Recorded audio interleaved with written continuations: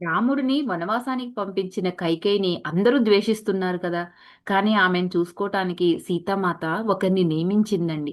ప్రతిరోజు తలుపు బయట భోజనం పెట్టే మీనాక్షిని కైకేయి గుర్తుపట్టిందంటారా? మీనాక్షిని కైకేయి ఒక ప్రశ్న అడుగుతుంది. అప్పుడు మీనాక్షి హృదయం కదులుతుంది. ఆ ప్రశ్న ఏంటంటారు? రాణిని అడవులకు పంపిన కారణం కైకేయే అని మీనాక్షికి తెలుసు కదండి. అయినా మీనాక్షి కైకేయిని ఎందుకు చూసుకుంటుంది? ఈ విషయాలన్నీ మనం ఈరోజు తెలుసుకుందామండి. ఎందుకు అంటే సీతామాత శ్రీరామచంద్రమూర్తి అడవులకి వెళ్ళిపోతున్నప్పుడు వనవాసానికి వాళ్ళ వెనకాల ఉషారోహణ కూడా మీనాక్షి కూడా వెళ్ళపోతే సోమ ఆపేస్తుందండి. ఎందుకంటే మాతకి ఇష్టం ఉండదు అలా రావడం. వీళ్ళు మాత లేకుండా విచారంగా ఎలా ఉంటాము అనుకుంటే సోమ చెప్తుందనమాట. ఏమంటే ఉనికిని నిలిపి ఉంచొచ్చంటండి. సీతామాత అక్కడ భౌతికంగా లేకపోయినా కూడా ఆమె ఉనికిని నిలిపి ఉంచొచ్చంట. అది ఎలా అంటే ముఖ్యంగా ఆమె గదిని, ఆమె ధరించిన దుస్తుల్ని, నగలని ప్రతి దాన్ని చక్కగా చూసుకోవడం ద్వారా. ముఖ్యంగా ఆ జ్వాలను ఇప్పుడు మనం అక్కడికి వెళ్లి ఆమె బోధించిన మంత్రాలు చదువుదాం. ఆమె ఇక్కడే ఉందని మనం నమ్మి తీరాలి అని సోమ చెప్తుందనమాట. అయితే ఇంతట్లో చూడండి మనం గూడా మన ఇంట్లో వాళ్ళు, మన పిల్లలు ముఖ్యంగా చదువుకోవడానికి మరి హాస్టల్లో పెడుతున్నాము. దూరంగా ఉండి చదువుకుంటున్నారు మన పిల్లలు. అప్పుడు వాళ్ళు మన దగ్గర భౌతికంగా లేకపోయినా మానసికంగా మనం ఎంత కనెక్ట్ అవుతామండి. రోజు వాళ్ళు పడుకునే మంచం అవ్వండి, ఆ బట్టలు కబోర్డ్‌లో బట్టలు సర్దడం గాని, ఆళ్ళ వస్తువులన్నీ నీట్‌గా సర్ది పెట్టడం, అప్పుడప్పుడు వెళ్లి వాటిని చూసుకోవడం, ఆ బెడ్‌రూమ్‌లోకి వెళ్లి కాసేపు ఆ బెడ్ మీద పడుకోవడం ఇలాంటియన్నీ మనం చేస్తామా లేదా? అదే కనెక్టివిటీ. అదే చెప్తున్నారు ఇక్కడ గూడానన్నమాట. వీళ్ళేం చెప్తున్నారంటే సీతామాత ఉనికిని నిలిపి ఉంచాలంటే ఆ గదిని, ఆ దుస్తుల్ని, నగలని ప్రతి దాన్ని చక్కగా చూసుకోవాలి. మనం గూడా అంతే గదా! మన పిల్లలు వచ్చేవరకు అవన్నీ ఎంతో చక్కగా చూసుకుంటాం. ఎంత కనెక్ట్ అయిపోతామని ఆ కనెక్టివిటీ ఇక్కడ చూపించాలి అని సోమ వాళ్ళకి చెప్తుందనమాట. వనవాసం తర్వాత రాజభవనంలో ఒక కొత్త వాస్తవం మొదలవుతుందండి. సీతామాత లేకపోవడం అందరికీ చాలా బాధగా అనిపిస్తుంది. మీనాక్షి మరియు ఆమె స్నేహితులు సీతామాత ఇచ్చిన బాధ్యతలు ఏవైతే ఉన్నాయో అవి గుర్తు చేసుకుంటూ తమ రోజువారీ పనులను కొనసాగిస్తారనమాట.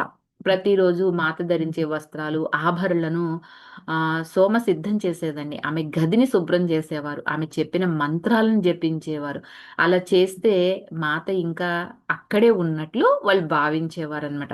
కానీ మరో ముఖ్యమైన బాధ్యత ఉంది. అదేంటి అంటే మీనాక్షికి అప్పచెప్పిన బాధ్యత కైకేయిని చూసుకోవటం. సో, మేము కౌసల్య మాతకు సౌకర్యాలన్నీ సమకూర్చుతూ ఆమె పనంతా చూసుకునేదండి. కానీ కైకేయి మాత ఒంటరిగా ఉంది గదండీ! అది మాత్రం మీనాక్షికి పడింది. ఇది ఎంతో అత్యంత కష్టమైన పని నా జీవితంలో అనుకుంటుందండి మీనాక్షి.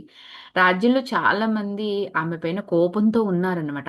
శ్రీరాముడిని అరణ్యాలకు పంపింది కదా అని. అందుకే ఆమెను ఏం జేశారు అంటే ఇంట్లో ఇంకెవరు పట్టించుకునేవారు. వెలివేశారు అంటారు గదా! అలా ఉండేవారండి.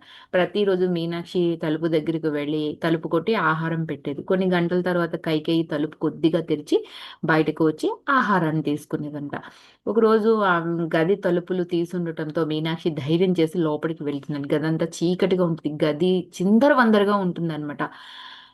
అవన్నీ సర్దుదామని అనుకుంటుందండి. ఆ మీనాక్షి అడుగుతుంది, "మాత మీరు మీ యొక్క అనుమతిస్తే నేను ఈ గదిని శుభ్రం జేస్తాను. మీరు స్నానం చేయటంలోనూ, దుస్తులు ధరించడంలో గూడా నేను మీకు సహాయం జేస్తాను" అని అడుగుతుందండి. అప్పుడు మీనాక్షిని ఆమె చూస్తుంది. చూసి ప్రతిరోజు నాకు భోజనం పెట్టేది నువ్వేనా అని అడుగుతుంది. అప్పుడు మీనాక్షి నేనే అని సమాధానం చెప్తుందండి. నువ్వెవరో కొత్త పరిచారికలా ఉన్నావే అంటే మీనాక్షి నిశ్శబ్దంగా నిలబడుతుందండి. అప్పుడు కైకేయి ఒక ప్రశ్న అడుగుతుంది. నన్ను చూసుకోవడానికి ఎందుకు ఇంత శ్రద్ధ చూపుతున్నావు? నీ నువ్వు సీతాదేవి మిథిలా నుంచి వచ్చిన పరిచారకుల్లో ఒకదానివి కదా! నీకెందుకు నా మీద ఇంత శ్రద్ధ? మీ రాణిని వనవాసానికి పంపించిన దాన్ని నేనే కదా! అలాంటప్పుడు నువ్వు నన్నెందుకు చూసుకుంటున్నావు? అని చెప్తే, ఆ మీనాక్షి ఆ మాటకి తన యొక్క హృదయంలో నుంచండి కరుణ అసల వెల్లువెరుతుందండి. ఎందుకంటే ఆమెను చూడాలి అన్నప్పుడు అంత కరుణ అనేది మీనాక్షి మనసులోంచి రాదండి. చాలా రోజుల తరువాతే చోటు చేసుకుంటదనమాట. ఎందుకు అంటే ఆహ్, కైకేయికి చిరకాలంగా విశ్వాసపాత్రులైన సేవకురాలుంది గదా! మహారాణి యొక్క మనస్సుని మార్చేసింది గదండీ! మందర. తనని ఏం చేశారు, ఈ రాజ్యం నుంచి బయటికి పంపించేసారనమాట. అందువలన ఎవ్వరు ఈమెని పట్టించుకోవాలి కాదు కదా!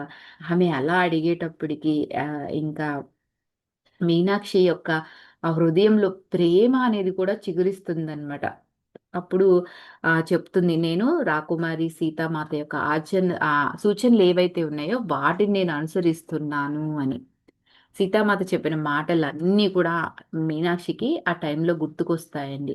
ప్రతి దురదృష్టం వెనుక కూడా ఒక ఆశీర్వాదం దాగి ఉంటుంది అంటే, ఆ రోజు మీనాక్షి మొదటిసారి ఆ మాటల్ని అర్థం చేసుకోవటం ప్రారంభించిందండి.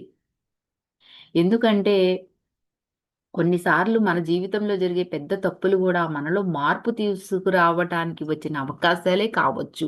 ఇక్కడ సీతామాత మరి ముందే చెప్పింది. కైకేయి మాత తనను తను చేసిన తప్పు తెలుసుకొని తను మారాలి అనుకుంటుందండి. ఆ విధంగా జరగాలని శ్రీరామచంద్రమూర్తి కోరుకుంటున్నాడు కదా! అదే అన్నమాట ఇక్కడ.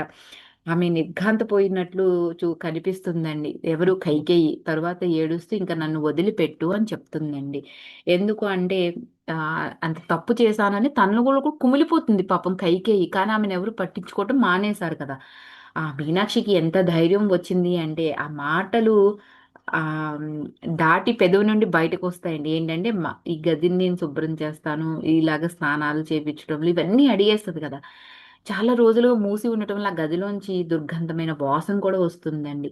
కానీ మీనాక్షి అలా అనగానే కైకేయి నన్ను వదిలిపెట్టు అని ఒక అరుపు అరిచేటప్పటికి మీనాక్షి భయపడిపోయి గబగబా యువతలకి వచ్చేస్తుందండి.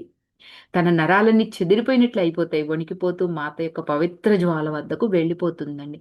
ఏమని చెప్తుందంటే, ఆ జ్వాల అంటే సీతామాతే అని, సీతామాతే తన ఎదుట ఉంది అని అనుకుని, మాత నేను ప్రయత్నిస్తున్నాను. నేను చేయగలిగింది చేస్తున్నాను. కానీ నేను ఆమెను చేరుకోలేకపోతున్నా. ఆమెను చేరుకోలేకపోతున్నా అంటే కైకేయి యొక్క మనస్సుని గెలుచుకోలేకపోతుందండి మీనాక్షి అని గొణుగుతూ చెప్తూ తన కళ్ళల్లోంచి నీళ్లు కారిపోతూ ఉంటాయండి. అప్పుడే ఆ! మీ సోమ అంటుందండి, "నువ్వు మాత కోరిన కోరికను పూర్తి చేస్తున్నావు" అని ఎంతో ప్రశాంతమైన స్వరంతో అనేటప్పటికి అస్సల ఎందుకంటే ఆమె కిరాతకురాలు కదా! విషంతో నిండిపోయింది కదా మనసంతాను. అలాంటప్పుడు ఆహ్, నేను ఆమెకు సేవ చేయమని అసలు మాత నాకెందుకు చెప్పారో అసలు నాకు అర్థం కావట్ల. అంతే, ఇంకా ఇక్కడ అంగీకారం అనేది మీనాక్షి పూర్తిగా చెయ్యలేదండి. మరి ఎందుకు అంగీకరించలేదు అన్నది రేపు తెలుసుకుందామండి. Thank you for watching. Like చేయండి, షేర్ చేయండి. మీ విలువైన అభిప్రాయాలన్నీ గూడా తెలియచేయండి. ప్రతి ఒక్కడి జీవితంలో జరిగే